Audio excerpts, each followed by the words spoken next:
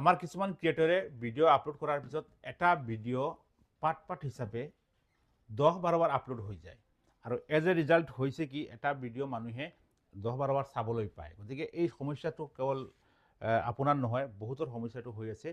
5-3 মিনিটৰ ওপৰৰ এটা ভিডিঅ' আপলোড কৰাৰ লগে লগে সেই ভিডিঅ'টো ৰিল হিচাপে 10-12 বাৰ আপলোড হৈ যায়। যিমান দীঘলীয়া ভিডিঅ'টো হয় সিমান পাৰ্ট হিচাপে সেই ভিডিঅ'টো ফেচবুকত আপলোড হয়। তো সৰু এটা ছেটিং আছে, মই আপোনালোকক শিকাই দিম। এই ছেটিংটো যদি আপোনালোকে অফ কৰি লয় তেন্তে আৰু কেতিয়াও আপোনাৰ এটা ভিডিঅ' পাৰ্ট হিচাপত আৰু আপলোড নহয়। মই দেখুৱাই আছোঁ, আপোনালোকে চাই ল'ব ফেচবুকত এট ফাৰ্ষ্ট। যেতিয়া আপোনালোকে ভিডিঅ' এটা আপলোড কৰিব তেতিয়া খুব ধ্যান দিব বস্তুটো। মই দেখুৱাই আছোঁ আপোনালোকক, মই আপোনালোকক ট্ৰাইল হিচাপে দেখুৱাইছোঁ। এই ভিডিঅ'টো মই আপলোড কৰি দিছোঁ, ভিডিঅ'টো ইয়াত আহি গৈছে। ইয়াত যদি আপুনি নেক্সটত মাৰে, নেক্সটটো মাৰাৰ পিছত আপোনাৰ ইয়াত এখন মেনু আহিব, ডিটেইলছ মেনু এখন আহিব। এই মেনুখনৰ তলত চাব এটা অপশ্যন আছে, কেচিৰ ছবি এখনো আছে লগত, create playlist from your video'. এই অপশ্যনটোত ক্লিক কৰিব।